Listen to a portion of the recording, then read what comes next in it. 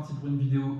Aujourd'hui, on va noter la saison 2023-2024 de toutes les équipes NBA. C'est parti.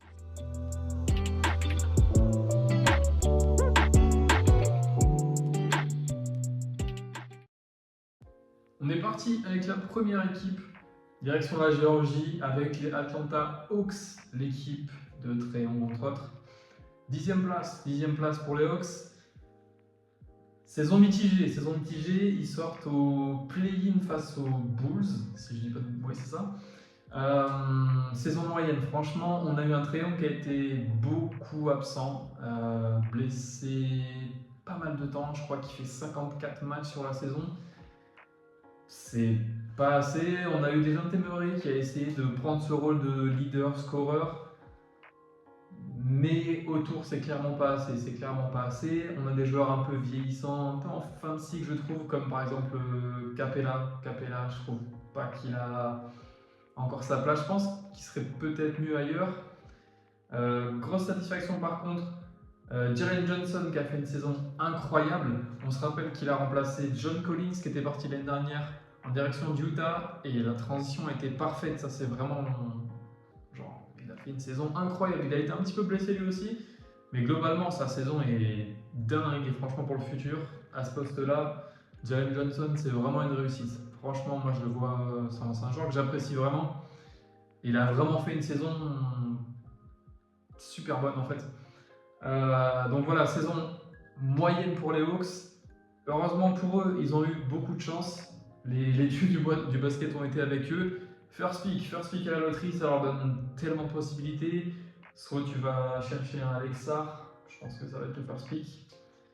Donc soit tu vas le chercher pour entourer Trae Young, soit tu vas faire un trade, soit tu t'enlèves un Murray, t'enlèves un Trae Young, pourquoi pas aussi, ça en parle, aux Spurs, on sait pas trop, avec Wemby, ça en parle un petit peu. Mais franchement, heureusement que les Hawks chopent le first pick cette année, parce que sans ça, la saison aurait été vraiment compliquée, je pense. Mais ce first pick les sauve un petit peu. Donc pour moi, on est sur une saison vraiment moyenne parce qu'on perd en play-in et qu'il y avait quand même, je pense, un peu d'ambition avec un effectif comme ça. Mais grâce au first pick, je vais mettre un petit, allez, 12 sur 20 pour les Hawks.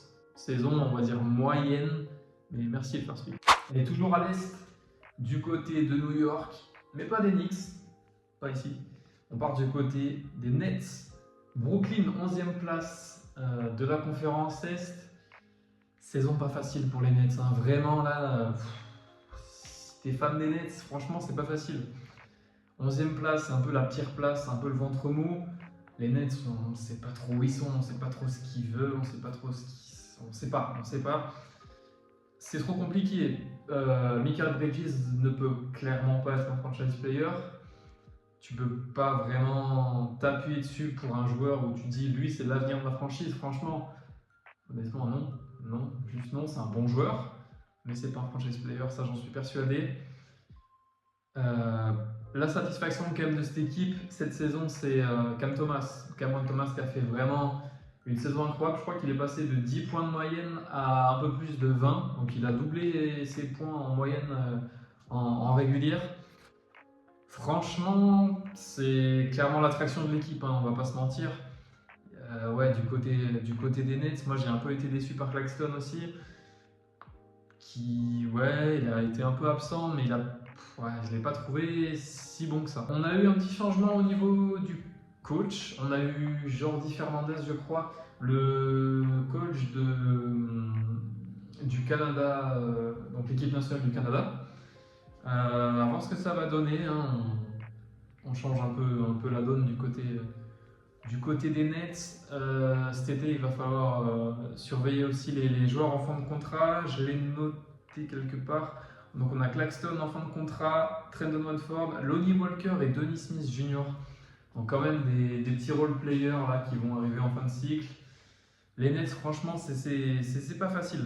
C'est pas facile, surtout que il n'y a pas de pick. Pas de pick à la draft pour ces Nets. Franchement, la saison est vraiment mauvaise hein, pour les Nets. Honnêtement, là, je vais juste partir sur un petit 6 sur 20. Franchement, il n'y a pas grand chose à se mettre sous la dent, à part Cam Thomas, les Nets, c'est dur. Allez, on part maintenant Du côté de Charlotte, 13e place de l'Est pour Charlotte. C'est pas dingue non plus. On a eu un Lamelo qui était ultra blessé encore une fois. Entre Lonzo et Lamelo, vraiment la famille Ball, c'est pas ça. Un niveau conditions physiques, blessures, écoutez, c'est comme ça. Je crois que c'est que 22 matchs cette saison et 36 l'année dernière. Il me semble que j'avais vu ça. C'est dur, c'est super dur pour un mec qui est censé être franchise player de ton équipe. C'est super dur. La seule satisfaction vraiment, je pense, des Hornets, ça reste quand même la seconde partie de Brandon Miller. On comprend pourquoi il a été choisi d'eux à la draft du coup 2023.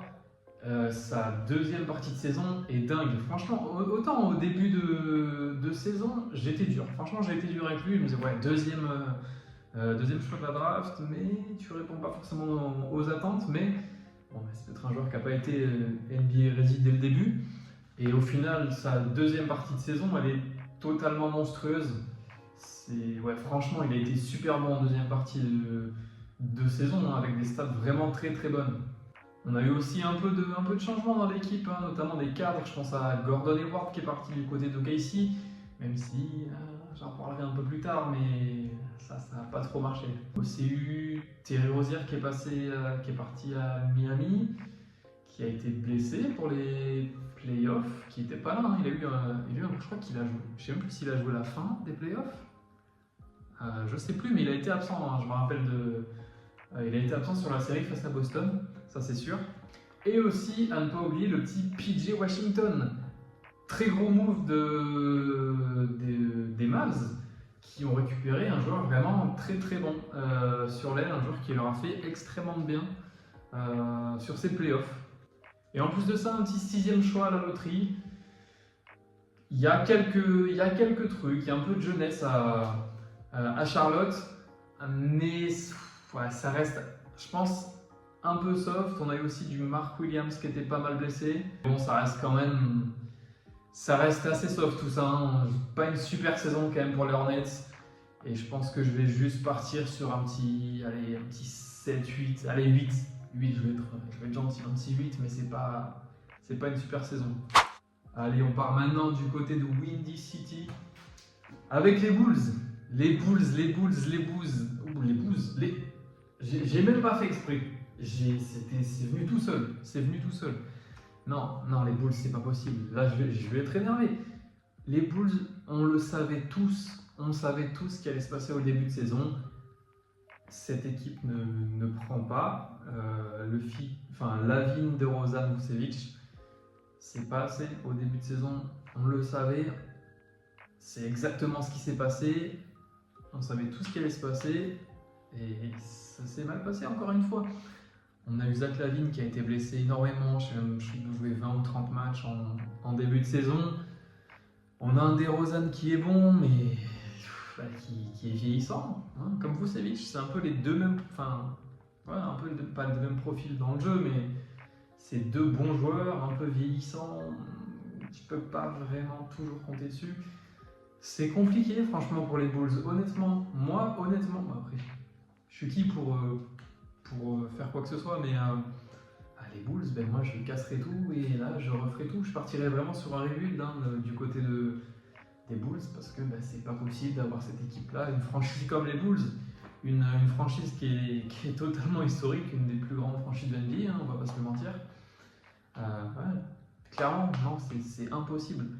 La seule chose vraiment cool, la seule chose cool de ces Bulls, c'est Kobe White, qui a été franchement incroyable. Kobe White, il m'a fait regarder certains matchs des Bulls. C'est le constat de la saison des Bulls. Les Bulls de cette année, c'est Kobe White. Heureusement qu'il était là.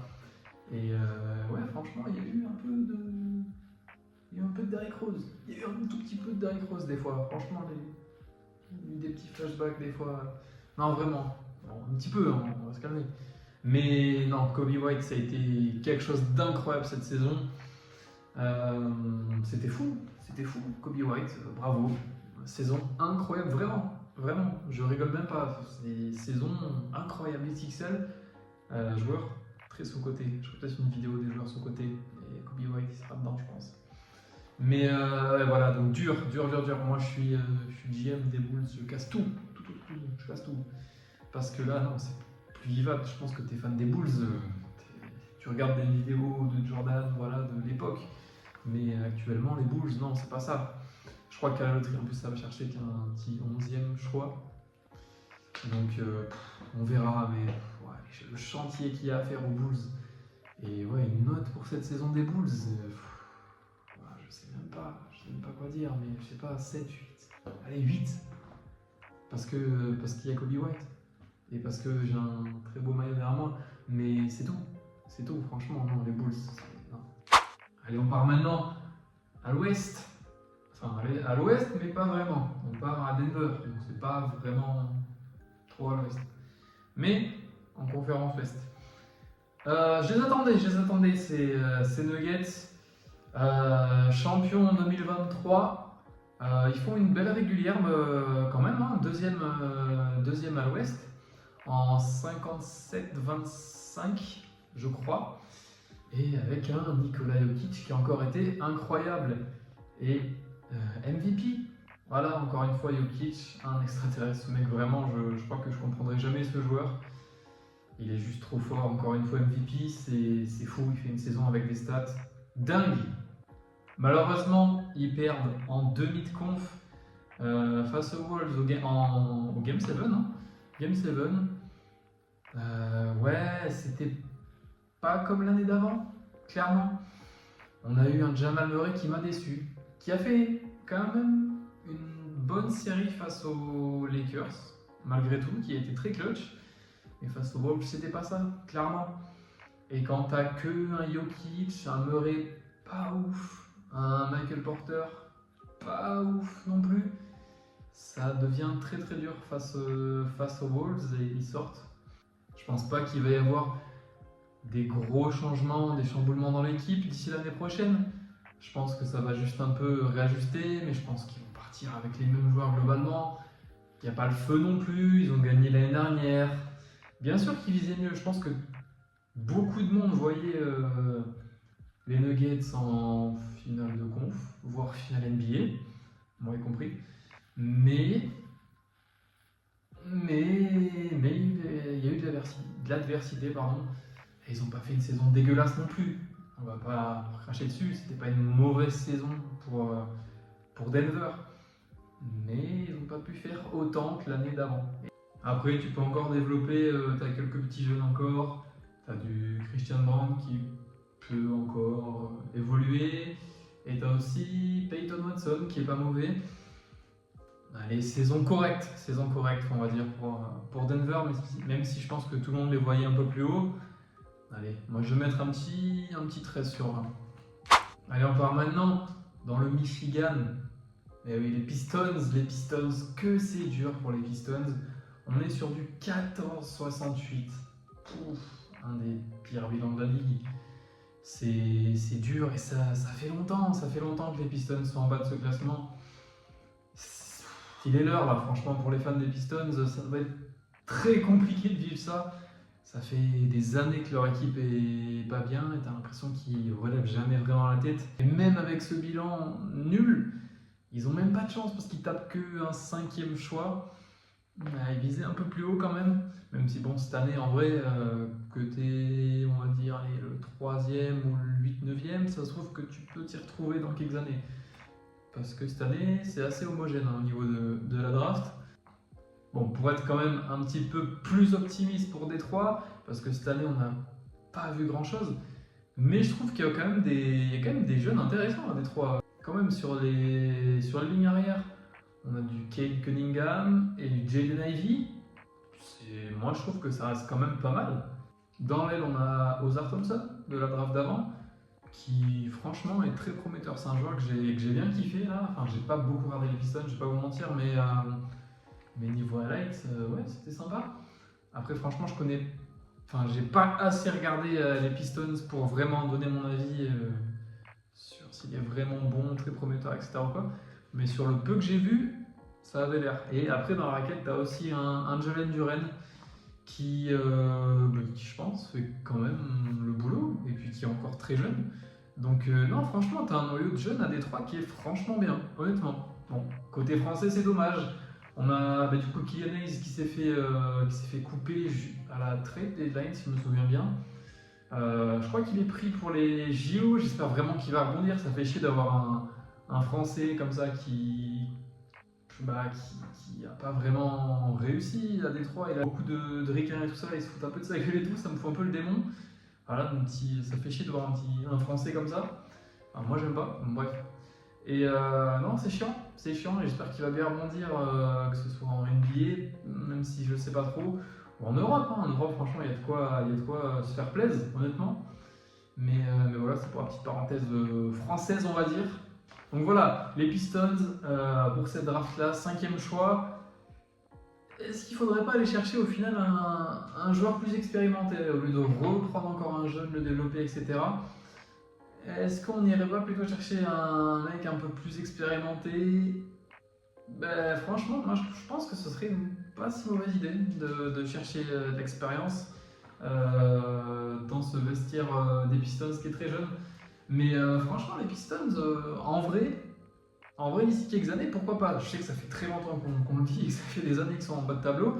Mais là, il y a franchement un bon young core, comme on dit aux États-Unis.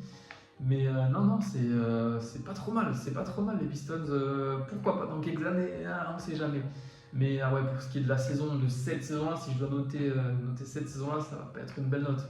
Parce que vraiment, cette année, c'était dur. Avec un bilan comme ça, non, c'est pas ouf. Mais ouais, je vais mettre quoi pour ces Pistons-là? Allez, un petit 7. Mais l'année prochaine peut-être, ou dans 2 ans, pourquoi pas. Revoir les playoffs, peut-être, on sait jamais. Allez, Détroit. Alors on va parler maintenant d'une équipe qui est beaucoup appréciée dans la communauté NBA. Beaucoup de personnes ont grandi avec, ont vu le basket avec, ont appris le basket récemment avec. Les Warriors, c'était dur cette année, c'était super dur. Une année très compliquée, je pense que c'est une année qui a fait mal pour tous les fans des Warriors, hein, on va pas se mentir. Le trio Steph, Clay et Draymond, c'était peut-être la fin. Je pense que c'est la fin d'ailleurs. Mais ouais, dur, ça perd au play-in face à Sacramento. Après une saison qui a été trop moyenne, beaucoup trop moyenne. Steph a quand même été bon. Draymond, moi c'est un joueur que j'ai du mal, Draymond, donc je ne serai pas forcément objectif. Mais ouais, des trucs encore avec Rudy, début de saison, étranglement. Bon, c'est du Draymond quoi, enfin on ne va pas le changer maintenant. On a eu un Clay qui a été vraiment mauvais, et puis en plus, même pour son dernier match face à Sacramento, la perf qui nous sort. Pour un trio vraiment comme ça, un trio quand même historique, c'est dur, franchement c'est super dur. Bon, pour Golden State, honnêtement, ça a fait mal, franchement. On peut aussi parler du choix Chris Paul. Est-ce qu'au final, ça a été pertinent qu'il soit dans cette équipe? Je pense pas. Il a pas été mauvais. Je l'ai pas trouvé si dégueulasse en soi, mais en fait, je trouve qu'il avait pas forcément sa place dans cette équipe-là. Vraiment, en fait, j'ai pas compris pourquoi il était là, en fait. Même aussi Andrew Wiggins. Franchement, ouais, il patoche complètement.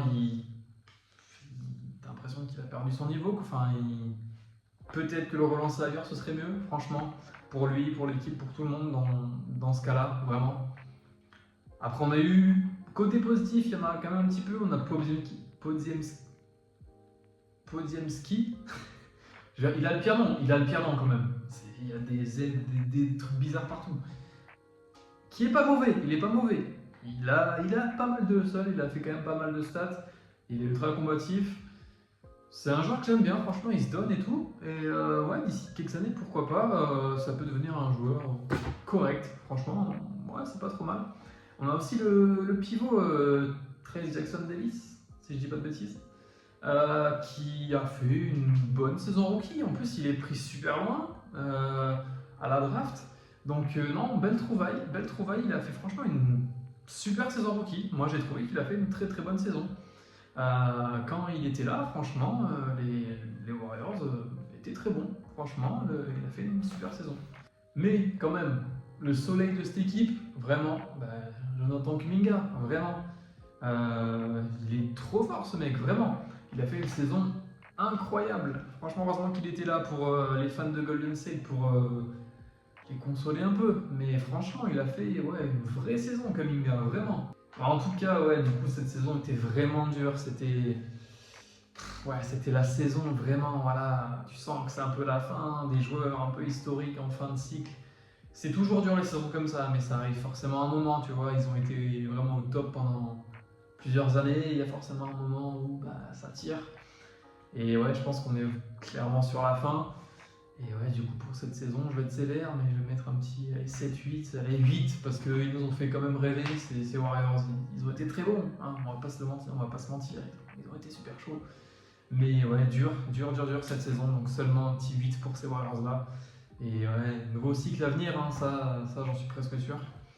Mais en tout cas, je pense que cette intersaison-là, ça va bouger à Golden State. Allez, on part maintenant du côté de l'Ouest avec les Rockets. J'essaie de faire une Rocket, c'était un peu nul. C'était nul à chier même, c'est pas grave. Houston 11e à l'Ouest avec en 41 bilan à l'équilibre pour monsieur Jalen Green et ses hommes, Jalen Green entre autres. Hein. Et franchement, ces Rockets, c'est bien, c'est super bien en fait. C'est pas vraiment comme Brooklyn, ils sont aussi 11e, mais là c'est vraiment différent. Là tout est différent, franchement. Jalen Green a été monstrueux sur les deuxième partie de saison, fin de saison. Franchement, il a fait des matchs là, il a eu une phase, il était incroyable, il était en feu à tous les matchs. Il était vraiment dingue, c'était vraiment le joueur qu'on parlait il y a quelques années d'être un superstar machin. Il était incroyable.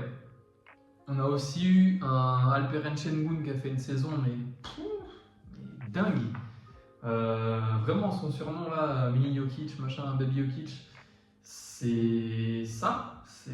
J'avais regardé, je crois qu'une interview, il disait machin, j'aime pas trop la comparaison machin. Mais il y a vraiment du Jokic en lui en fait. Et non, il est vraiment il est impressionnant. Il est vraiment impressionnant le pivot turc. Juste dommage, la petite saison, la petite blessure en fin de saison. J'ai inversé les mots de Sengun. C'est dommage parce qu'il faisait une saison dingue, mais il n'a pas pu la finir. Bon, ça change pas grand chose. Hein. Je crois que c'est pas une blessure si grave parce qu'on parlait même d'un potentiel retour si les Rockets revenaient pour le play-in. Si vous vous souvenez bien, les Rockets n'étaient pas loin des Warriors pour essayer de faire le play-in. Mais belle saison. On peut aussi parler de mecs comme Jabari Smith, qui quand même a été bon, franchement. Il y a vraiment du lourd à Houston. En plus de ça, petit troisième choix à la draft. Franchement, ils s'en sortent super bien, je trouve, les Rockets. Et je pense que l'année prochaine ou dans 2 ans, l'équipe peut vraiment être effrayante. Genre vraiment, je pense que les Rockets d'ici, même l'année prochaine, je pense que ça peut vraiment causer. Et limite passer directement en playoff, ça m'étonnerait même pas, franchement. Si ça taffe comme ça, même avec le petit Van Vliet, tout ça, non, franchement, moi l'équipe me plaît. Franchement, il y a vraiment des bons joueurs. Et en plus, voilà, donc un petit pic à venir. L'équipe peut être vraiment effrayante. Donc attention aux Rockets, et je pense que les fans des Rockets sont heureux de leur saison. Donc moi je vais mettre un beau 14 sur 20 parce que franchement j'ai vu des très belles choses à Houston, même si ça va pas forcément, ça va pas jouer le play-in, ça va pas jouer le play-off du coup non plus. Mais franchement c'est super encourageant, donc je suis presque obligé de mettre une bonne note. Donc belle saison des Rockets avec une belle progression j'ai trouvé. Donc voilà. La direction de la Californie. Californie, qui est où? On est à l'ouest. On a Los Angeles avec les Clippers.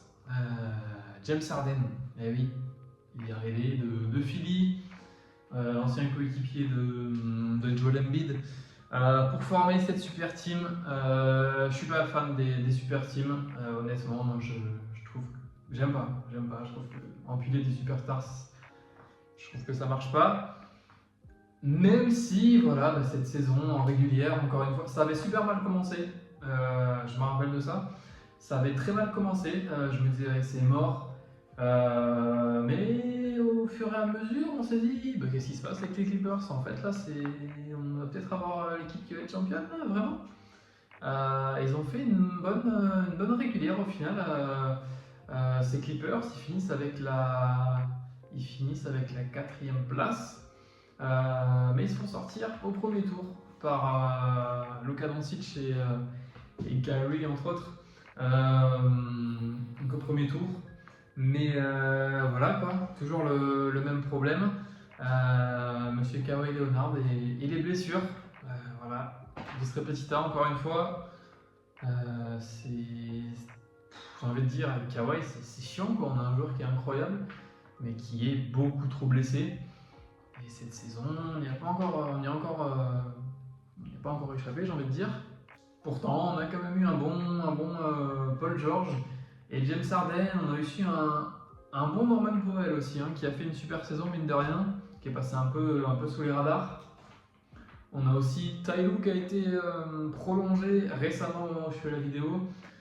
Donc c'est que les Clippers lui font confiance.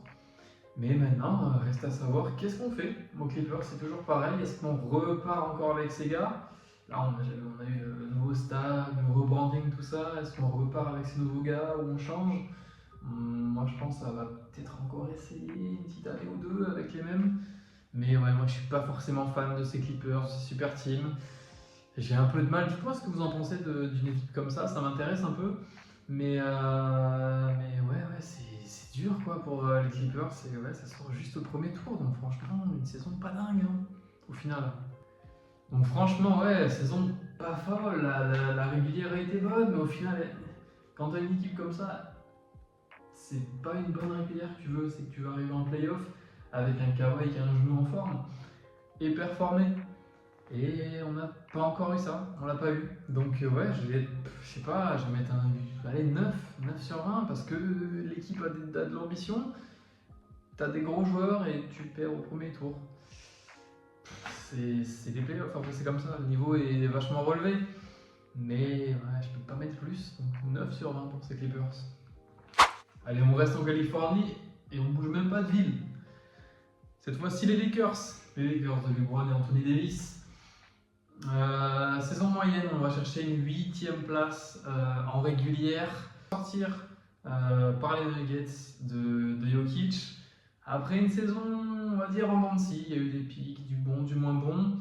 Ce qu'on peut retenir quand même, c'est j'ai quand même envie de parler d'Anthony Davis qui a fait une belle saison et qui a été très très peu blessé. Ça, il faut quand même en parler parce qu'on lui a quand même beaucoup reproché ça. Cette saison, c'est quand même 76 matchs et c'est son plus haut total en carrière.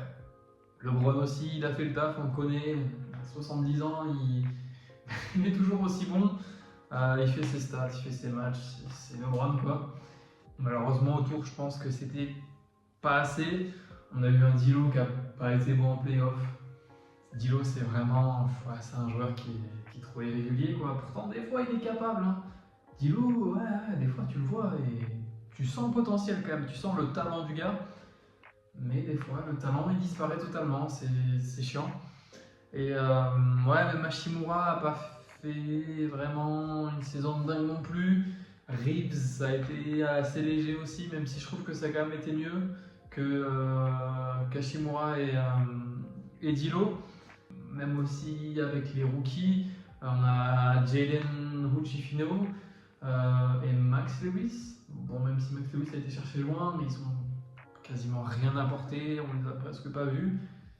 On n'a pas pu faire grand chose d'eux. Même à la Free Agency, on allait chercher du Spencer Dinwiddie qui a rien fait du tout. Vraiment l'ajout de Spencer Dinwiddie aux Lakers, dur parce que je pense que je ferais presque mieux. Signez-moi, on sait jamais. Non, vraiment, Dinwiddie c'était pas ça. Non, c'était dégueulasse aux Lakers, franchement, waouh, c'était pas beau.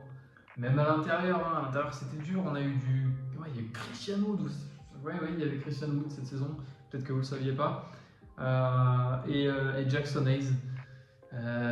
C'est beaucoup trop léger, c'est trop léger, clairement. C'est drôle quand même, c'était le meilleur pourcentage de LeBron en carrière à 3 points, avec 41%. Mais oui, voilà, faites ce que vous voulez, hein. Prenez la stat, moi je vous la donne. Alors LeBron, du coup l'année prochaine, qu'est-ce qui va se passer? Pour moi ça va beaucoup se jouer avec Bronny, hein, clairement. Je pense qu'on le sait quand même, il y a quand même, je pense, la volonté de jouer avec son fils. Donc, ouais, est-ce qu'il va bouger dans l'équipe qui va le trade? C'est possible. Est-ce que ce sera les Lakers qui vont le trade? Les Lakers ont 2 pics parce qu'il y a eu le truc un peu bizarre avec les Pels. Je crois que les Pels ont laissé le 17e choix, pardon, je vais réussir, cette année aux Lakers. Et ils prennent celui l'année prochaine, je crois que c'est un truc comme ça. Et ils ont ça, ils ont un 54e, 55, 54. Donc ouais, est-ce qu'ils vont aller le chercher? Bronny James aux Lakers, du coup LeBron reste. On ne sait pas encore. Enfin, au moment où je fais la vidéo, on ne sait pas. Il y a aussi ce bon vieux Darvin Jambon. Ah oui, Darvin Ham, qui s'est fait virer. Bon, qui n'a pas fait une saison, il n'a pas fait l'unanimité dans le vestiaire des Lakers. C'était dur pour lui quand même ce passage aux Lakers. Et c'est Dan Hurley, le coach de Connecticut en NCAA, qui a fait le back-to-back en NCAA avec UConn. Donc qui va, au moment où je fais la vidéo, il y a beaucoup de pourparlers, mais c'est pas encore officiel. Donc peut-être que d'ici que la vidéo sorte ou du moment où vous la voyez, peut-être que ce sera différent. Mais ouais, c'est bien le coach de Connecticut NCAA qui est tout en haut de la liste au moment où je fais la vidéo. On a aussi entendu beaucoup parler de JJ Redick, avec les petits podcasts avec LeBron, tout ça. Mais ça me paraît pas trop réaliste quand même. Il a jamais vraiment fait ses preuves en tant que coach, tu vois. Donc ouais, ça, moi j'ai toujours trouvé ça un peu bizarre. Mais il faut voir. Mais les Lakers, ouais, ils sont dans une situation qui n'est pas très facile quand même, je trouve. Hein. Donc il faudra voir avec tout ça. Moi je pense qu'il y a beaucoup de choses à changer quand même aux Lakers. Les role players des Lakers, c'est pas facile. Hein. Même voilà, Austin Reeves, Simora, D'Lo. Je suis pas forcément toujours convaincu. Mais il faut voir avec un nouveau coach. Qu'est-ce qu'on va faire de Bronny, même de LeBron. Franchement, ouais, faut vraiment voir les Lakers cette saison. Mais pour la saison. Mais en tout cas, pour cette saison, je peux pas mettre une note super haute, en vrai. Ouais, je sais pas. Ça perd au premier tour. Ouais, je peux mettre que 10 en vrai. Je peux pas faire mieux, en vrai de vrai. Donc ouais, 10 pour ces Lakers. On part maintenant voir les Grizzlies. Et j'ai envie de vous dire un chiffre. 33, est-ce que vous savez ce que c'est 33? Nombre de victoires? Non. En vrai, je pense que la stat elle a beaucoup tourné, donc peut-être que vous l'avez vu, mais c'est le nombre de joueurs qui ont joué à Memphis cette saison. C'est un truc de fou, je crois que c'est un record en NBA. Mais ouais, 33 joueurs qui sont passés par Memphis, c'est un truc de fou quoi. Vraiment, cette saison de Memphis, c'était le fiasco total.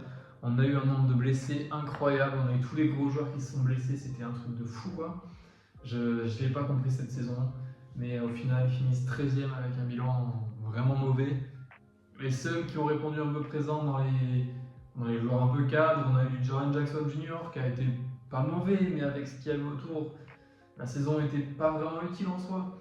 Mais qui a été, même lui il a été blessé un petit peu. Hein. Je mettrai le nombre de matchs qu'il a joué là, mais il a été un petit peu blessé aussi. Et même Desmond Bane qui avait fait un bon début de saison. Desmond Bane joueur sous côté, je crois d'ailleurs. Mais ouais, non, il a été bon quand. J'ai un petit peu regardé Memphis cette année et ouais, il a été bon quand. Enfin, début de saison, après je suis pas fou non plus. Mais il n'a pas été mauvais, hein, le petit Desmond Bane au début de saison. Il a eu quelques bons matchs. Et, mais c'est trop compliqué, enfin, cette saison elle arrive à rien. Quoi. On a aussi eu le petit Gigi Jackson, 45e choix de la draft 2023, qui a été un style total et qui a été juste super bon, franchement. Je pense que les fans des Grises sont contents de l'avoir. Ja Morant, il est venu mettre un petit buzzer beater et il s'est barré. J'ai pas compris. Non, en vrai, il s'était blessé. dur, Ja Morant. Ouais, on l'a pas vu cette saison, mais on espère que l'année prochaine ce soit mieux. Hein, parce que déjà, c'est pas compliqué de le faire mieux que cette saison pour Memphis, je pense. Ah oui, il y avait Marcus Smart aussi. Bah oui, est-ce que vous vous rappelez que Marcus Smart était à Memphis, le pauvre, pendant que Boston ont roulé sur toute la ligue un peu cette saison, et le pauvre il était à Memphis. Je pense que c'est dur, hein. Smart là, il n'a pas dû avoir une saison facile. En tout cas, la draft, je crois qu'ils ont un neuvième choix.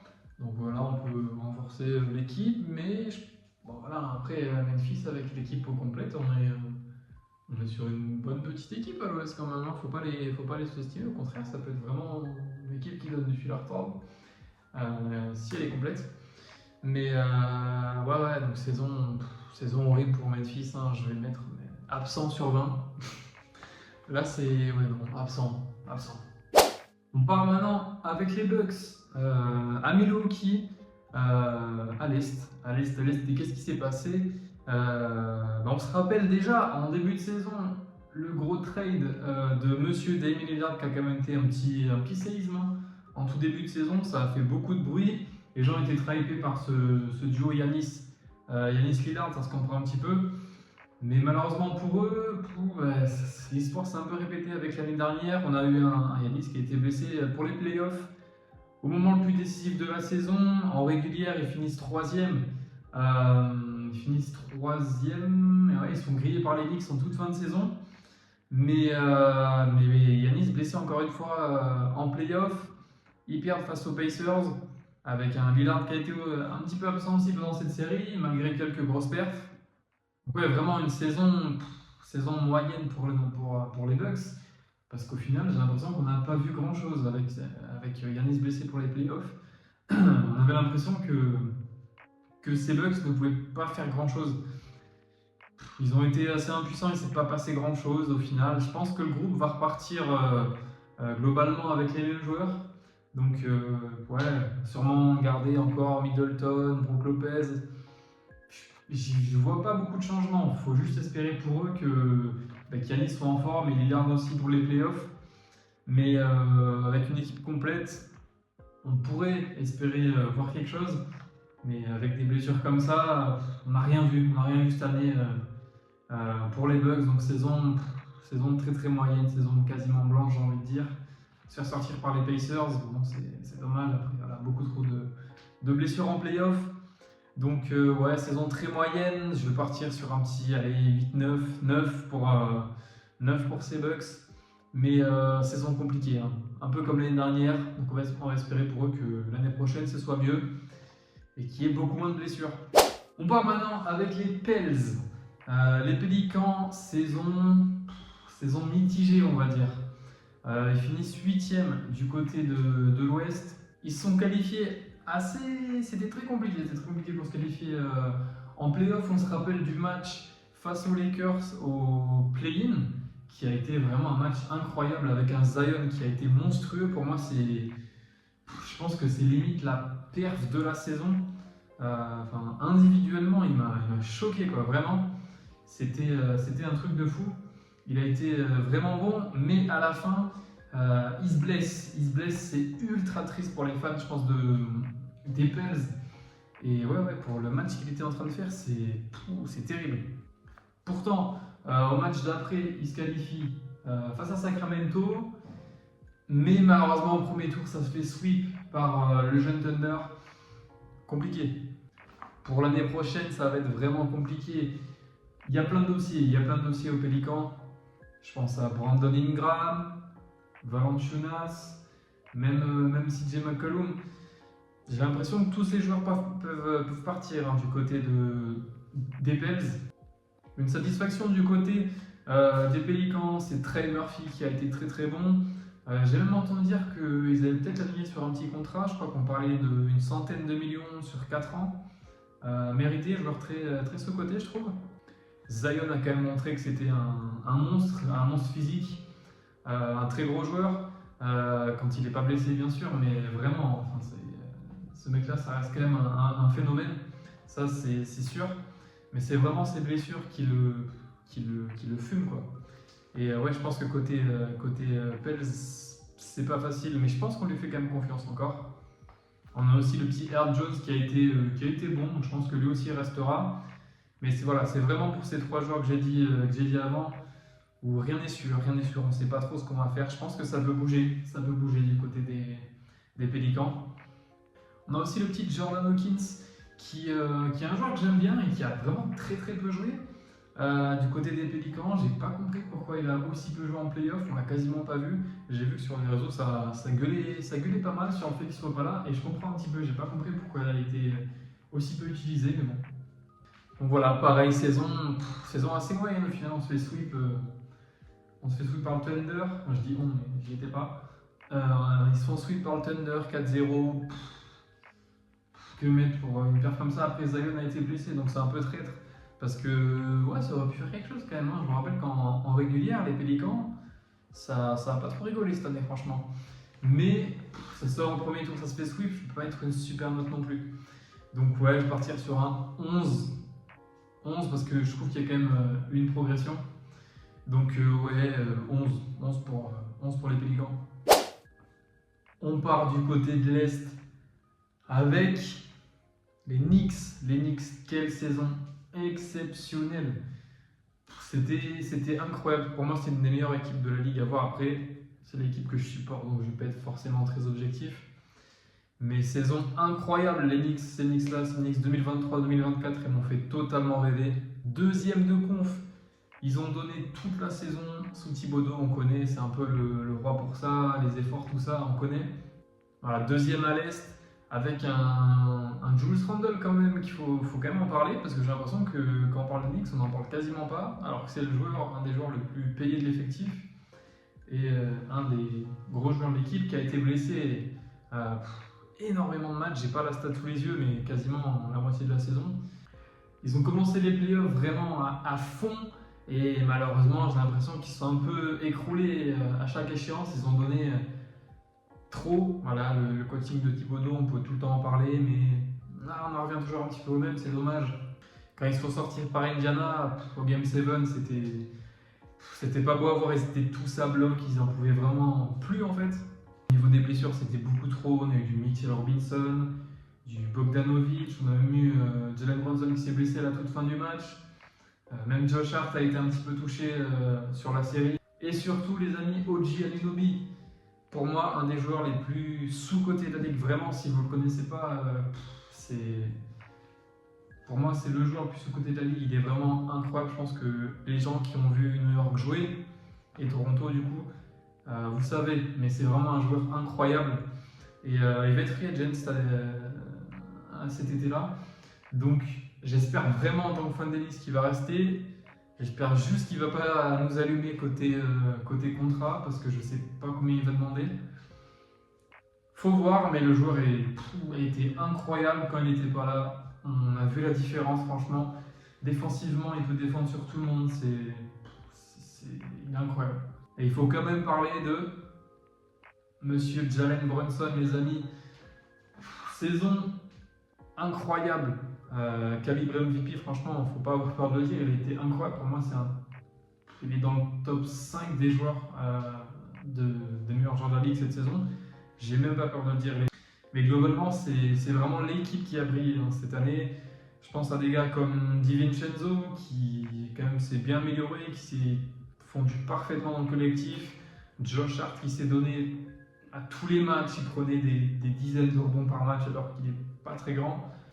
Même Hartenstein a été très bon, malheureusement il est aussi en fin de contrat.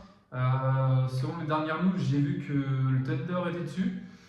Et le Thunder, vu qu'ils n'ont pas un gros cap space, je pense qu'ils vont pouvoir proposer plus que les Knicks. Donc je ne sais pas s'il va rester Hartenstein, je ne sais pas ce que les Knicks vont proposer, je ne sais pas ce que OKC va proposer ou une autre équipe. Hein. Mais Hartenstein était vraiment très bon cette saison. Il a quand même remplacé Mitchell Robinson qui a été beaucoup absent cette saison.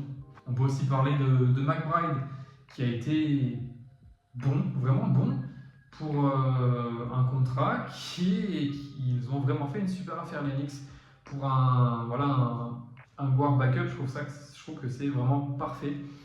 Il n'a pas un gros contrat du tout. Hein. Je vais peut-être dire une bêtise, je vais dire de tête, mais je dirais 12. Je crois qu'il a que 12 ou 13 millions sur 3 ans. C'est totalement tête, je ne sais pas si c'est ça, mais il me semble que c'est un truc comme ça. Et c'est vraiment une super affaire pour les Knicks. Ça, franchement, c'est parfait. Voilà. Et après, voilà, il faut voir pour l'année prochaine, il faut voir le Carandle. Ça fait plusieurs années. Moi j'aime pas forcément le joueur. Je sais qu'il y a plein de fans voilà, qui parlent du fait que c'est lui qui était là quand les temps étaient durs à New York. C'est vrai, mais est-ce qu'il serait pas temps de passer un step parce qu'on a vu quand même des Knicks qui ont été bons sans lui. Donc pourquoi pas trouver un autre joueur peut-être qui pourrait apporter plus au collectif.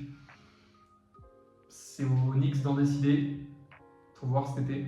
Donc voilà, Hartenstein aussi, il faut voir ce qu'il va faire. OG Anunoby également. Tous ces joueurs qui arrivent en fin de contrat. Et pour moi, il faudrait quand même garder voilà, Anunoby, Hartenstein, il faudrait quand même les garder, mais à un tarif acceptable. Et ça, je pense que ça va être dur. Donc quand même à la draft, il me semble qu'ils ont 2 pics, le 24-25, je crois que c'est des pics qui suivent. Donc des petits pics un petit peu éloignés, mais pourquoi pas aller chercher quelque chose, peut-être les trades pour un meilleur pic ou aller chercher un joueur. Je ne sais pas ce qu'ils vont faire de ces pics, franchement. Mais voilà.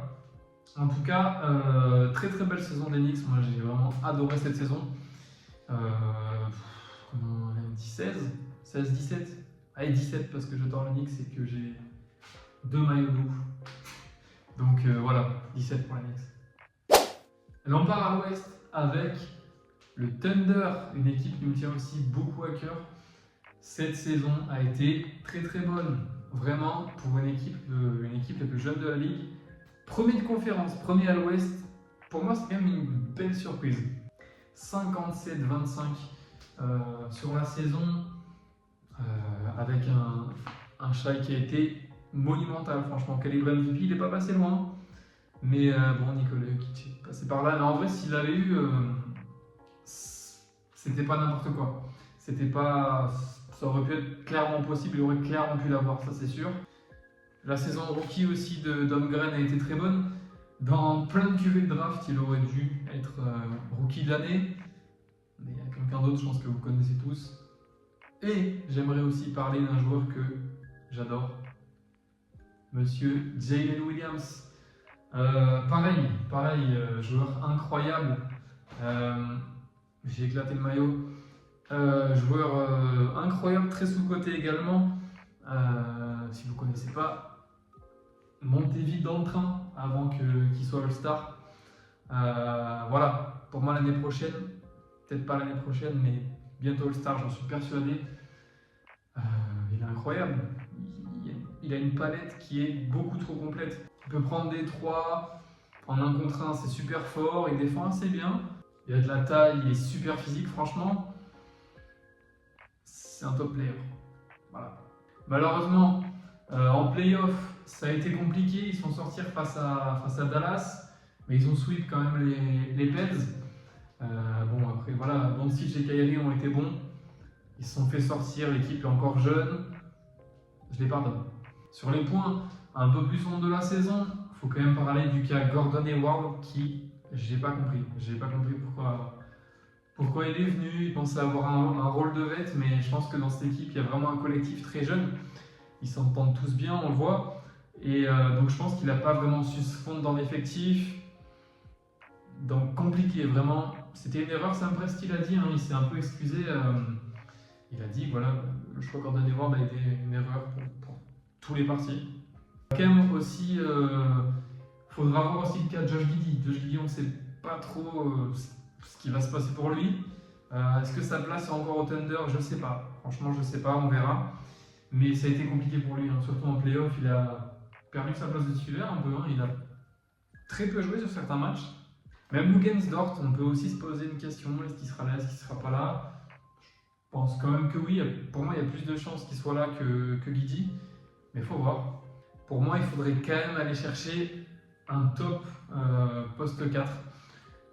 Bon, moi idéalement ce que j'adorerais voir ce serait Markkanen, mais je pense que c'est compliqué, je pense que le Jazz serait vachement gourmand pour chercher un Markkanen, mais franchement je trouve qu'il fitterait bien, en tout cas il fitterait bien dans le jeu, mais après la réalité est différente, on le sait.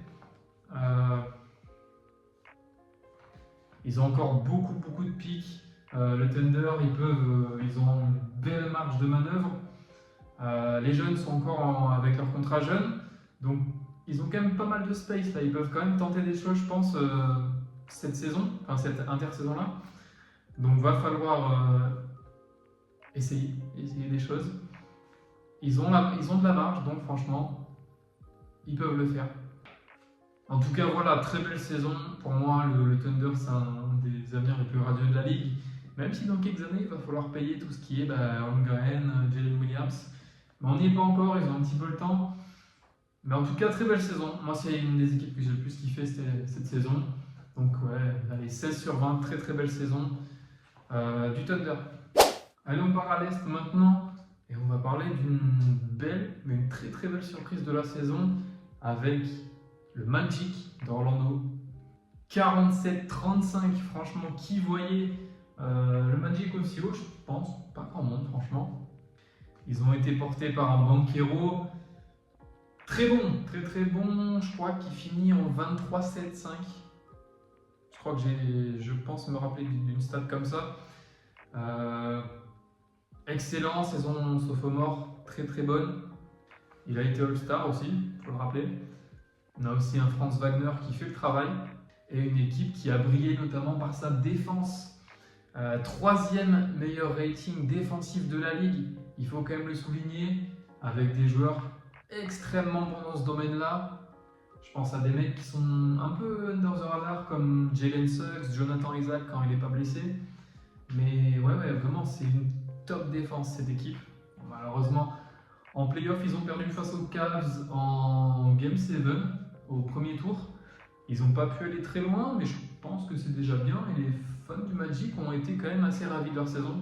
Donc voilà. Pour la suite, pour moi, il faut aller chercher de l'expérience et du shoot. Et du shooting, ça c'est sûr que c'est un aspect qui est vraiment demandé à Orlando. Donc j'ai vu qu'il y avait énormément de rumeurs sur Klay Thompson. Je trouve pas ça bête, je trouve que ça fit plutôt bien. Je pense que c'est la destination numéro 1 si jamais Klay s'en va. Ce qui va, je pense, arriver. Après, on ne sait pas encore. Mais voilà, je trouve que ce serait un bon fit pour cette équipe, pour les deux parties d'ailleurs. Mais voilà, très belle saison en tout cas du Magic. Donc je partirai sur un 14 solide. Allez, c'est 14. On part maintenant à l'Est avec nos amis de Philadelphie. 47-35 pour une 7ème place. On a vraiment une équipe qui s'est cassée la gueule. On a une équipe qui s'est un peu effondrée au cours de la saison, avec notamment à cause de la blessure de Joel Embiid, qui a raté beaucoup de matchs. Il a vraiment été beaucoup absent. 43 matchs ratés cette saison. C'est dommage, il était quand même sur des bases MVP, on parlait beaucoup de ça au début de saison. On se rappelle qu'en début de saison, il y avait un certain James Harden qui est parti et ce départ a vraiment fait du bien à un homme nommé Tyrese Maxey. Vraiment, saison magnifique de Tyrese Maxey. Il a été MIP, franchement mérité, il a été vraiment bon dans ce backcourt de Philly. On peut aussi parler de joueurs comme Kelly Oubre qui ont fait une saison correcte. On a aussi eu un Kyle Lowry qui est venu au cours de la saison, qui a rapporté son expérience, notamment un petit peu en playoff face aux Knicks, on l'a vu un petit peu. Par contre, j'ai été vraiment déçu de l'arrivée de Buzz Hill. Pour un sniper comme ça, ouais, on l'a vraiment pas vu, il jouait quasiment pas en playoff, il a presque pas joué sauf un match où il a été bon.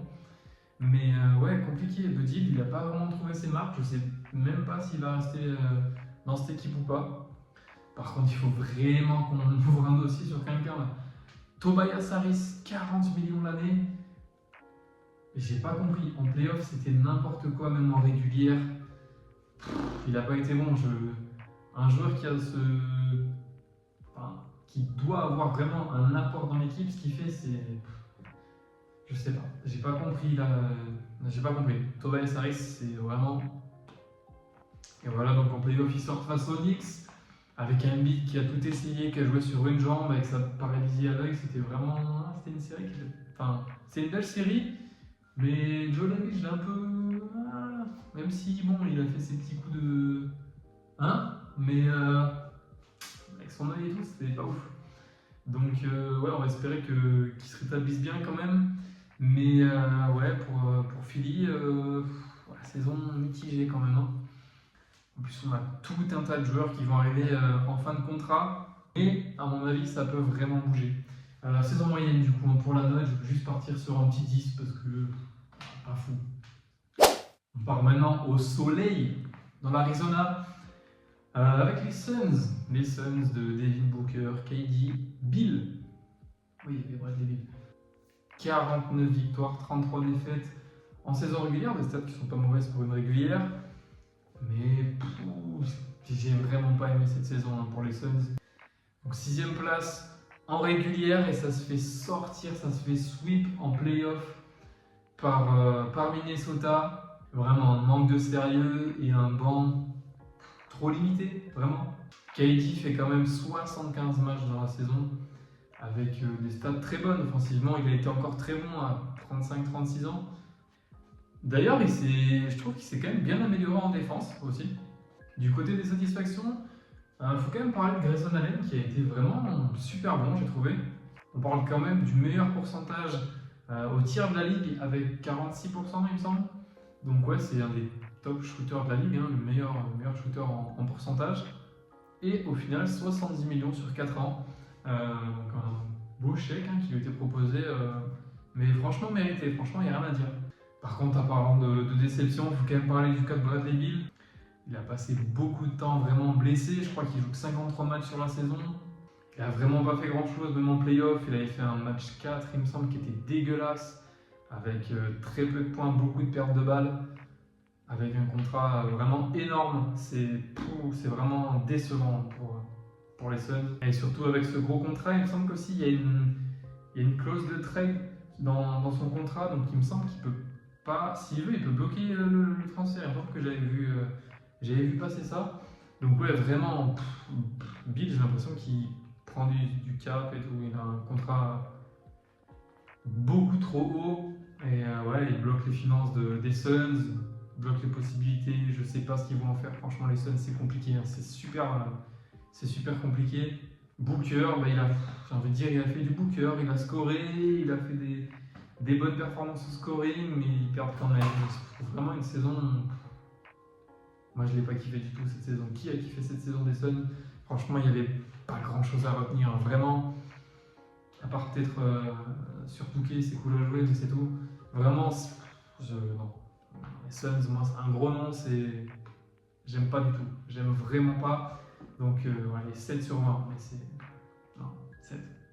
On parle maintenant du côté de l'Ouest, très, très, très loin à l'Ouest, avec Portland. Portland, qu'est-ce qui s'est passé au début de saison? J'ai déjà dit quand j'ai parlé des Bucks. Lillard est parti. Et oui, après toutes ces années passées dans l'Oregon, Lillard est parti. On a eu un Robert Williams qui s'est blessé vraiment quasiment au début de saison. Il n'a quasiment pas joué avec une grosse blessure. Vraiment une équipe qui n'a pas été très chanceuse. Hein, mais au final, les Blazers, même Scoot Anderson qui a été beaucoup blessé, notamment au début de saison, il a eu du mal vraiment. En fait, j'ai l'impression qu'il a vraiment eu du mal à commencer sa saison rookie. Même Anthony Simons et Sheldon Sharp, on les a quasiment pas vus. Je sais même. Ils jouent combien de matchs? 30 matchs, 40 matchs, et encore, peut-être que je suis gentil. Mais ouais, il y a eu beaucoup de blessés du côté de Portland, donc vraiment une saison qu'on ne peut pas vraiment évaluer en fait. Ayton a été plutôt impactant en fin de saison. Je me rappelle qu'en fin de saison, il a fait quelques petits cartons. Côté français, on a le petit Ryan Rupert qui est là-bas, qui fait ses petits trucs. Il a joué un petit peu en G-League. Écoutez, il fait ses trucs, c'est cool hein, d'avoir un petit français là-bas. Et au final, ils finissent avec la dernière place à l'ouest en 21-61. Donc, ouais, dernière place.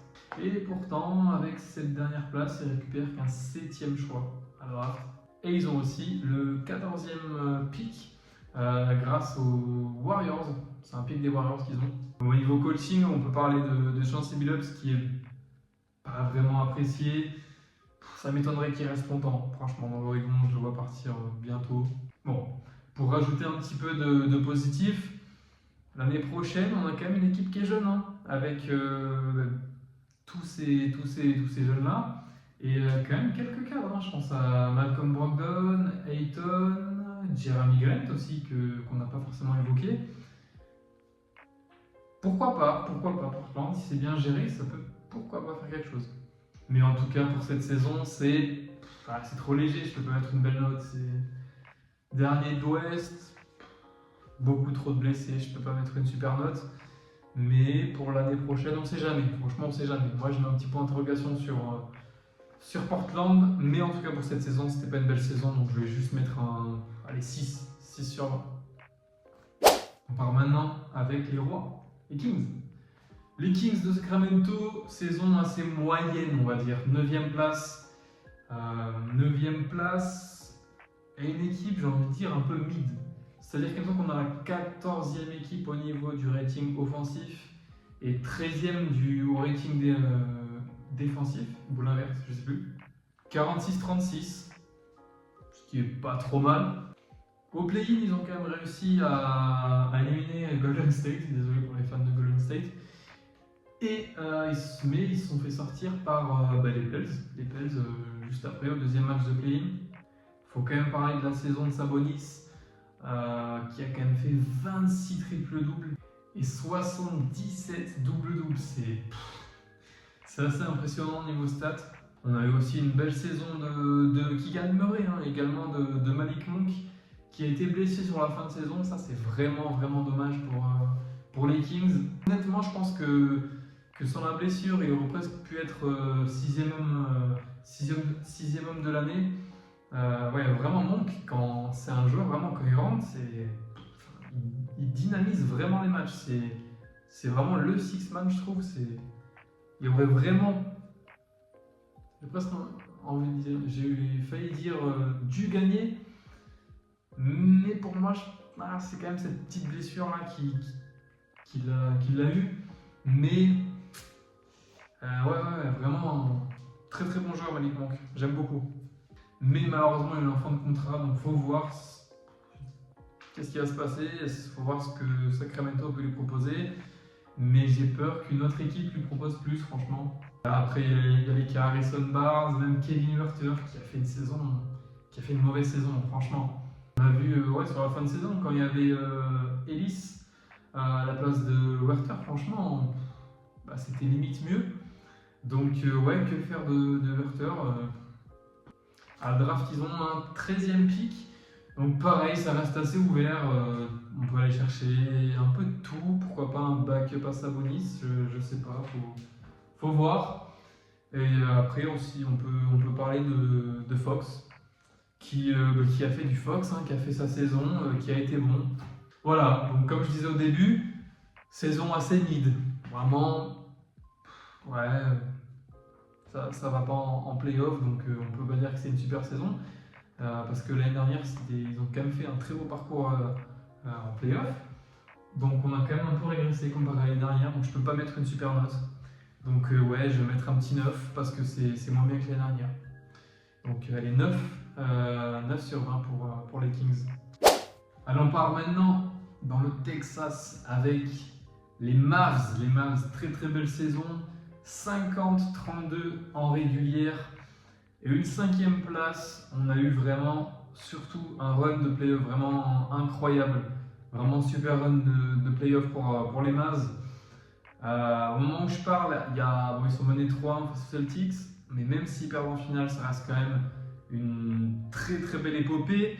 Faut quand même rappeler, je tiens quand même à rappeler avant qu'on parle de cette année-là, que l'année dernière, ils n'étaient même pas en playoff. Donc beaucoup de monde parlait du duo Kyrie, Luka, ça marchait pas forcément, tout ça. Et ils nous ont montré le contraire. Il fallait un petit temps d'acclimatation pour ces deux joueurs. Cette année en playoff, ça a commencé par un 4-2 face aux Clippers et un 4-2 face au Thunder. Et ensuite un 4-1, si je fais tout de mémoire c'est un peu compliqué, et un 4-1 face aux Wolves, avec notamment un Doncic qui a été super bon, Kyrie également a été bon. Même les joueurs autour, je pense notamment à des joueurs un petit peu, des role-players. Hein. Tous les role-players ont été bons globalement. Je pense à Derrick Jones Jr., je pense à PJ Washington notamment, qui a, j'en parlais un petit peu plus tôt, très très bon move des Mavs à la deadline pour aller chercher PJ Washington, également Daniel Gafford. Vraiment des ajouts qui ont été très très bénéfiques à cette équipe et qui ont permis d'aller très loin. Ce qui est quand même impressionnant dans cette équipe, c'est que les joueurs se connaissaient à peine, j'ai envie de dire, en à peine 5-6 mois, même pas un peu moins même. Ils ont pu aller vraiment très loin avec ce groupe-là. Donc bravo, on peut aussi parler de Derek Lively qui a fait une saison rookie incroyable, qui fait des playoffs magnifiques avec Dieu seul, tout ça. C'est vraiment super saison rookie de Lively. Voilà, donc en tout cas, ces Mavs-là, très très belle année. Franchement, grosse réussite. Cet été, pourquoi on va chercher, je sais pas, un bon ailier par exemple. Euh, continuer dans cette voie-là. Hein. Franchement, il y a vraiment de très bonnes bases là. Côté des Mavs, on est plutôt bien avec un site qui est splendide. Kyrie aussi a été bon, même si en playoff face à Boston, c'est très compliqué. Mais ouais, ça peut clairement faire quelque chose de très bon encore l'année prochaine. En tout cas pour cette année, magnifique saison pour Dallas et on va partir sur une très bonne note avec un gros 19 sur 20 pour ces Mavs 2023-2024. On a parlé des premiers finalistes NBA, on va parler des deuxièmes avec les Celtics.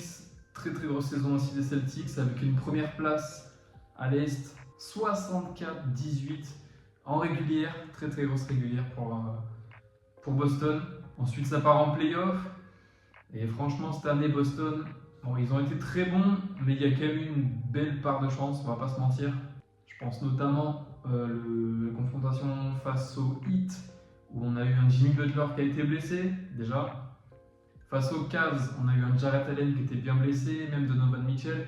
Donc forcément, la tâche est un peu plus simple. Et face aux Pacers, on a eu Haliburton qui s'est blessé au Game 1, ou Game 2, je sais plus, en tout début de série. Donc voilà, vraiment un parcours assez simplifié. Je ne vais pas dire qu'ils ont volé ou quoi, parce qu'ils ont quand même fait une régulière très sérieuse avec vraiment un bilan incroyable.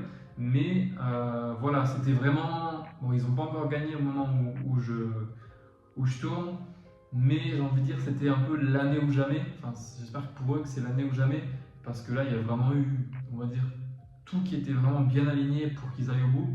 Après, on peut quand même saluer les très bonnes performances. Tatum a fait le taf, même si au shooting c'est vraiment dégueulasse hein, sur ces playoffs là, c'est vraiment pas fou. Brown a été vraiment très bon.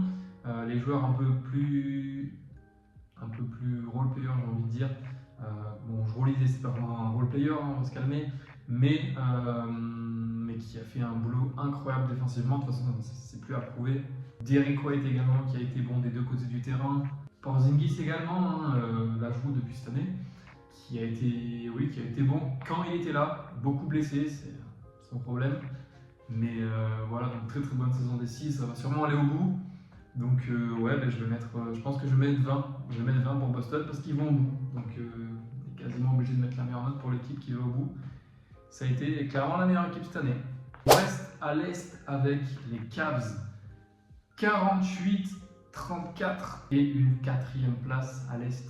En playoff, ils sortent en Game 7 le Magic et ils sont ensuite explosés par les Seas. J'en ai parlé un petit peu juste avant. Ça n'a pas été une saison de tourpeau pour Cleveland, où on a eu beaucoup de blessures, que ce soit Donovan Mitchell, vraiment ils ont tous été un peu blessés, Donovan Mitchell, Darius Garland, Jarrett Allen, Evan Mobley un petit peu aussi. Il y a aussi un souci au niveau du coaching, on sait que J.B. Bickerstaff a été viré. Au moment où je parle, il n'y a pas encore de coach. Je pense que c'est quand même un des axes principaux avant de faire quoi que ce soit, trouver voilà, le head coach. Vraiment, ces Cavs, j'ai l'impression que c'est un peu un tournant. C'est un peu le moment de décider qu'est-ce qui veut être fait. Tout reste un peu ouvert, hein, je trouve, à Cleveland. Est-ce que Darius Garland va partir? Est-ce que même Donovan Mitchell va partir? Tout est possible. Je pense qu'il faudrait un petit peu qu'un mec comme Mobley se développe un peu plus et qu'il montre vraiment un aspect patron. J'aimerais voir ça. Et franchement, Cleveland, moi, c'est une équipe qui me questionne le plus. Je ne sais vraiment pas ce qui va se passer à Cleveland. Et voilà, hein, cette année, ça a passé un tour face à Orlando. C'était pas une saison incroyable non plus. une saison vraiment moyenne, donc je vais partir sur un 11 pour les Cavs. Sortez-vos fourches, on part maintenant à Indiana avec les Pacers. 6e à l'Est en 47-35. L'équipe menée par Tyrese Haliburton, entre autres. Donc, du coup, on a retrouvé un Tyrese qui a eu beaucoup de hauts et quelques bas quand même, notamment avec des bonnes blessures qui l'ont bien plombé. Ils sont allés jusqu'en finale de conf, ils se sont fait sweep par Boston et ils ont réussi à battre les Knicks qui étaient totalement sur les rotules. Vraiment cette année, les Pacers c'était vraiment tout pour l'attaque, c'est-à-dire que s'ils mettaient 140 points, ils allaient mettre 140 points, après il fallait voir s'ils s'en prennent 135 ou 145, mais voilà, ça a fait que de scorer. C'était vraiment le maître mot de cette équipe des Pacers. On a vraiment une équipe intéressante, on a eu un super move à la trade deadline pour aller chercher Pascal Siakam qui a été un move nickel. Je pense qu'il va être prolongé, c'est ce qui se dit beaucoup, c'est même quasiment sûr. Haliburton fait, j'ai dit un peu plus tôt qu'il y avait des bas, mais globalement il a été bon. Il finit quand même meilleur passeur de NBA avec presque 11 passes D de moyenne, je crois. Et on est vraiment sur une équipe sérieuse. On a aussi de la jeunesse, franchement, avec du Andrew Nembhard qui a été très bon, notamment face aux Knicks. Ça m'a fait un peu mal là, son gros shoot. C'est du game 3, je crois. Beaucoup de jeunesse. Aussi Benedict Mathurin, un joueur que j'adore, qui est vraiment très très bon, un peu sous-côté aussi. Un peu sous-côté et qui a été blessé en fin de saison malheureusement pour lui. Il n'a pas fait les playoffs, il n'a pas joué la fin de saison régulière, il n'a pas joué les playoffs malheureusement pour les Pacers. C'est dommage parce qu'ils ont vraiment perdu un gros élément. Donc voilà, vraiment une très belle saison pour les Pacers avec de la jeunesse, le move pour aller chercher Siakam, Haliburton qui cartonne. Franchement, les Pacers, magnifique saison et on va partir sur un beau 15/20 pour Indiana. On part maintenant en Floride à l'Est avec le Heat de Miami, 8e de conf en 46-36. On les attendait notamment en playoff comme les années, surtout comme l'année dernière. On attendait un peu tous à ce qu'ils fassent vraiment un run comme l'année dernière. Mais malheureusement pour eux, ça ne s'est pas passé comme prévu. Ils se sont fait fumer par Boston. Avec un Jimmy Butler qui était blessé. On a eu un Bam Adebayo qui n'a pas vraiment pu être dominant sur cette série. Même Tyler Hero. Il y a eu le trade de Terry Rozier qui devait rajouter de la puissance dans le backcourt. Mais lui aussi, il a été blessé. Voilà, ils ont juste pu aller chercher une victoire surprise totale au Game 2 face aux Celtics. Bon, quand même, il y a eu quelques petites satisfactions. On a eu un Bam Adebayo qui a quand même été All-Star et All Defensive Team aussi, dans la First Team. Aussi, on peut parler du rookie Jaime Jaquez qui a fait une super saison pour un joueur qui avait été chercher 17 ou 18, un des deux, peut-être plus 18 il me semble. Mais très belle saison rookie, moi j'ai beaucoup aimé sa saison rookie avec une petite participation au Dunk Contest. On peut aussi parler de la saison sophomore de Nikola Jovic qui est encore très jeune, il a que 20 ans, qui a bien progressé, surtout en deuxième partie de saison. Voilà, maintenant cette saison, il faut voir ce qui va être fait par Riley et les autres. Mais c'est pas dit que Jimmy Butler soit encore là. On se rappelle aussi de la grosse conférence de presse qu'il a faite là c'était après le play-in, je crois, où il a un peu démonté Jimmy Butler. Est-ce qu'il a envie de le reprolonger? Je sais pas franchement. On sait que quelques franchises sont pas mal intéressées par Butler, comme les Sixers, j'ai entendu. On a des role-players aussi qui sont en fin de contrat, Caleb Martin, Haywood Highsmith aussi. Donc vraiment, je pense qu'on est c'est pas facile côté Miami. Voilà, saison vraiment mitigée, saison moyenne. Voilà, en régulière, on a vraiment manqué de continuité. On a eu la blessure au play-in de Butler. Ça pouvait pas bien se passer, franchement, cette saison. On n'a pas pu faire comme l'année dernière. Donc, saison vraiment moyenne. Je vais juste partir sur un 8 parce que c'était vraiment trop léger pour le 8. On part maintenant avec Minnesota. Minnesota, très belle saison pour les Wolves avec une 3e place à l'ouest. Alors qu'ils ont été quasiment première place, une très grosse partie de saison. Ils finissent troisième du coup en 56-26. En playoff, ça a sweep les Suns, vraiment. Ils ont pris leur meilleur balai, ils ont pris le Dyson. Ciao. Ensuite, ils ont quand même réussi à sortir les Nuggets en Game 7 avec un Game 7 vraiment incroyable. Ils ont vraiment fait un comeback de fou. Je crois que c'est le plus gros comeback de l'histoire dans un Game 7. Et malheureusement pour eux, leur aventure s'arrête en 5 matchs face aux Mavs. Et malheureusement pour eux, ils ont tombé sur un Luka Doncic qui a été incroyable demandé à Rudy. Je pense qu'ils en rappellent le pauvre. Kyrie aussi a été très bon sur la série. Pour remonter le moral quand même de Rudy, quatrième Deepoy, il faut quand même en parler, c'est quand même un truc de fou, on n'en parle pas assez. On a quand même un joueur français qui est 4 fois Deepoy, on aura bientôt un autre. On ne dit pas qui c'est. On peut aussi parler de Nasrid qui a été extrêmement bon. Il finit Six Man of the Year, franchement, pas volé, même si moi j'aurais préféré que Malik Monk l'ait parce que c'est un joueur que je kiffe. Il faut aussi parler d'Anthony Edwards qui a à peine 22-23 ans. Vraiment tout explosé, vraiment incroyable. Anthony Edwards, incroyable. Car Anthony Towns a été ok. Jaden McDaniels aussi, j'ai beaucoup aimé. Son côté défensif, vraiment très bon défenseur. Voilà, donc en tout cas, l'année prochaine, ça devrait partir sur à peu près les mêmes bases, ça devrait pas trop bouger. On est sur une équipe qui est stable. Ils ont pu gagner de l'expérience en playoff, ça c'est parfait. C'est ce qui leur manquait un petit peu pour quelques joueurs. Donc je pense que voilà, le groupe c'est un petit peu plus, comment dire, amélioré. Ils ont pris du galon en fait. Mais en tout cas, très belle saison franchement des Wolves. Il y a eu de très belles choses faites. Donc magnifique saison, 17 sur 20 pour moi pour Minnesota. On repart dans le Texas, cette fois-ci pas à Dallas, à San Antonio. Bon, San Antonio, c'est facile, on sait tous qui est l'attraction. Mamoukelashvili, vraiment ce joueur. Ah non, c'était facile, j'avoue, c'était facile. Bien sûr, Victor, les gars, incroyable saison. Du V, le V, Monsieur Wembanyama, vraiment incroyable saison. Franchement, il a pu répondre aux attentes, il a même pu les dépasser, franchement, incroyable. Saison magnifique, il nous a fait kiffer. Malheureusement, moi, ce qui m'a un petit peu énervé des fois, c'était son temps de jeu limité. Après, ça se comprend peut-être un peu. On est sur un joueur, voilà, je ne vais pas vous en parler des heures, je pense que vous en avez tous entendu parler. On est sur un joueur qui est totalement hors norme. Donc, je pense qu'il a été un petit peu ménagé pour sa première saison. Ils n'ont pas voulu trop le cramer vite, donc il a été un peu limité. Mais même en étant limité, il nous a sorti des stats incroyables avec du bloc, des très beaux dunks, un peu de shoot, un peu de passe aussi, vraiment la totale, franchement. Victor, bravo, saison magnifique. Autour de lui, c'est encore un peu frêle, franchement. On a vu un Jeremy Sohan qui est passé à la main, ça n'a pas trop marché. Donc on a eu du coup Trey Jones qui l'a remplacé sur la deuxième partie de saison.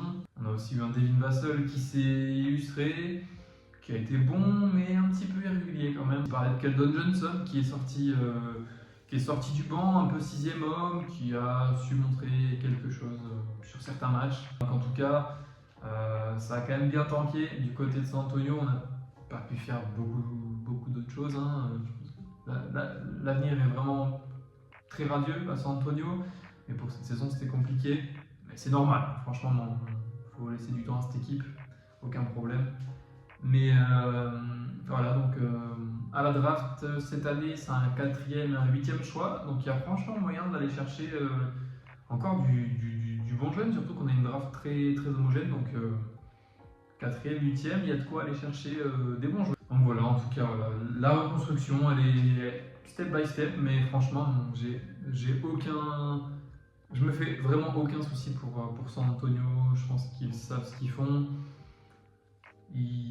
Voilà. Dans quelques années, je pense que San Antonio, ça va être incroyable. Là, on est juste au tout début de la pyramide. Mais voilà. En tout cas, en ce qui est de cette saison, je ne sais même pas combien elle est notée parce que c'était totalement une saison de transition. Mais si je dois noter cette saison, elle était vraiment pas ouf. À part Victor, en vrai de vrai, c'était vraiment l'attraction de San Antonio. Donc, ouais, c'est compliqué de les noter là. Donc, je vais mettre un petit. Je sais pas. J'ai envie de mettre Sablier sur 20. Parce que des fois, il faut être patient dans la vie. Donc, Sablier sur 20, ça n'a aucun sens, mais c'est pas grave. Et on part à l'est et on va changer de pays. On part du côté du Canada, Avec les Raptors, 25-57 pour les Canadiens. Il y a eu vraiment de gros changements cette année. Pour les Raptors, on a eu Fred VanVleet qui est parti, OG Anunoby du côté de Phoenix.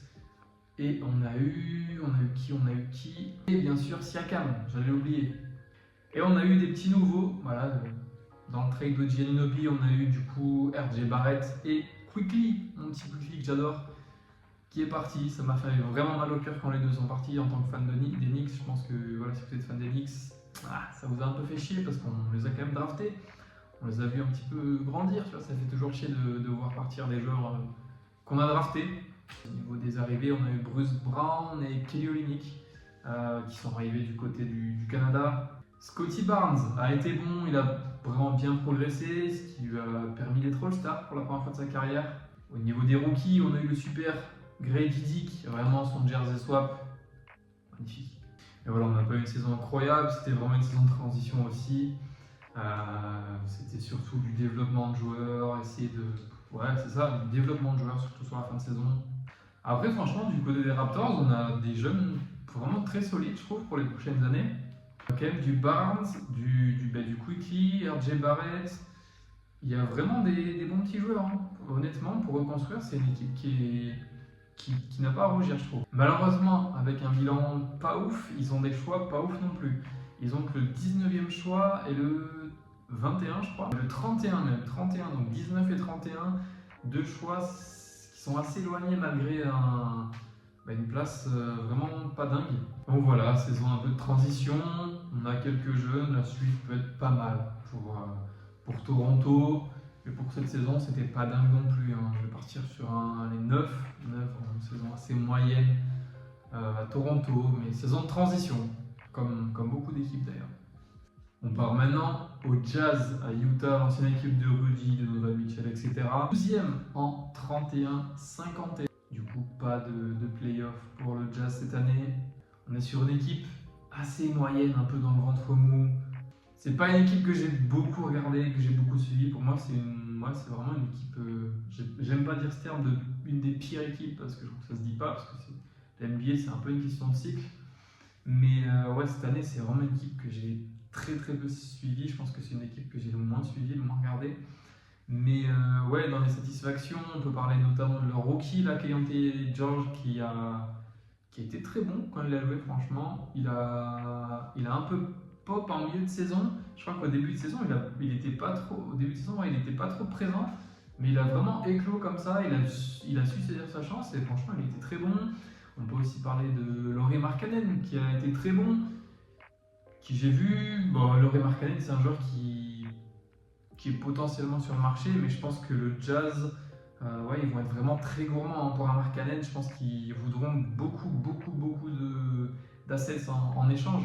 Alors on peut aussi parler de Walker Kessler. Je trouve que c'est un joueur c'est un joueur qui était assez hypé, en vue, tout ça, et je trouve que cette année, on n'en a pas beaucoup entendu parler. Hein. Il y a vraiment des joueurs qui ont un peu stagné, je trouve, comme Jordan Clarkson, qui il a fait sa saison, voilà, John Collins également. Voilà, pour rassurer un petit peu les fans du Jazz, je crois qu'ils ont, dans les 5 prochaines années, ils ont genre 13 first pick, un truc comme ça.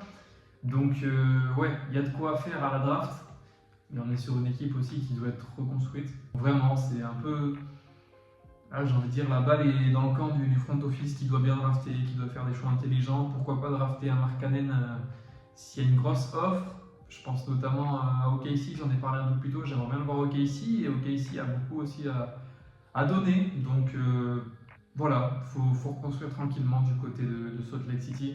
Et pour cette année, ça a le 10e, le 29e et le 32e choix. Donc 3 choix cette année, donc encore une fois, comme je disais tout à l'heure, il faut reconstruire du côté du Jazz. Et pour cette saison, c'était vraiment une saison pas ouf. Moi, j'ai pas aimé regarder cette équipe. Donc, je vais mettre une petite note, je vais mettre juste un petit 6, mais voilà, faut reconstruire à Utah. Et on va finir avec les magiciens, les sorciers plutôt, avec les Wizards, du coup de Washington à l'Est, 14e place pour les Wizards, seulement 15 victoires. Cette année, on a eu on croyait qu'il allait exploser, mais moi franchement, moi j'y croyais, franchement. J'y croyais à Jordan Poole, les gars, oui, quand on a vu du côté de Golden State, qui faisait quelques très jolies choses. Mais bon, dans le sillon de Steph, de Clay. Et là, on a vu que c'était très dur. Après, est-ce que vous y croyez encore? Ça, j'aimerais bien qu'on reprenne cette question. Est-ce qu'on croit encore à Jordan Poole? Moi, je sais pas, parce qu'il y a quand même du talent avec Jordan Poole. On va pas. Il y a du talent, mais cette année, c'était du n'importe quoi, franchement. Même en début de saison, c'était dégueulasse. Il s'est un peu ressaisi sur la deuxième partie de saison, mais la première partie de saison, c'est n'importe quoi. On voyait des segments où il écoutait pas le coach, il n'en avait rien à foutre, il était là, on ne sait même pas pourquoi. C'était dur, mais est-ce qu'on lui laisserait pas une seconde chance? Si, franchement, il faut. Et voilà, à côté, il y a eu du Kuzma qui a fait ses stats, qui a fait ses trucs. Un peu comme Avidia qui a été assez bon, Corey Kispert aussi. Ils ont fait leur truc, mais c'était clairement pas assez globalement. Une des seules satisfactions, c'est Bilal. Vraiment, moi je suis trop content de sa saison. C'est un joueur que je kiffe, franchement. Notre Frenchie qui a fait une saison super défensivement, trop bon. Même quand les Wizards ont dit que c'était le joueur intouchable de l'équipe, ça m'a vraiment fait plaisir. Hein. Franchement, moi je suis super content de le voir là-bas. Enfin, de le voir là-bas, non, pas vraiment. Je préférais le voir ailleurs, mais de le voir être bon en fait, ça je suis super content. J'aurais préféré le voir ailleurs, c'est sûr, dans une équipe qui roule mieux, mais c'est comme ça, on ne choisit pas, on arrive en NBA, mais ça se voit que c'est un super gars, j'en suis sûr, j'ai regardé quelques interviews, tout ça, c'est vraiment un très bon gars, ça se voit. Et voilà, donc je lui souhaite vraiment le meilleur. Voilà, après une saison vraiment horrible, ils ont quand même réussi à avoir un second choix à la draft, donc de quoi vraiment les aider, ils en ont besoin. Mais voilà, il faut voir qui est-ce qu'ils vont prendre, il faut voir ce que du coup Atlanta va faire avec ce first pick. Je vais vous rappeler si vous ne savez pas, donc du coup Alexa, Rizaché ou peut-être quelqu'un d'autre. Pour l'instant, c'est beaucoup de mock drafts, c'est ça, Rizaché. Mais on ne sait jamais, on n'est pas à l'abri d'une surprise, on ne sait pas. Bon voilà, c'était compliqué. Heureusement qu'il y a ce deuxième pick qui vient les aider dans une saison vraiment pas facile du tout, très compliqué même. Mais ouais, pour cette saison, vraiment une mauvaise saison, je peux mettre une belle note, donc on va partir sur un 5. Vraiment, très mauvaise note, mais très mauvaise saison également, je ne peux pas faire mieux. Faut faire mieux aux Wizards. Allez, on a terminé du coup, on a noté toutes les équipes NBA. Si cette vidéo vous a plu, n'hésitez pas à mettre un j'aime, à vous abonner. Ciao.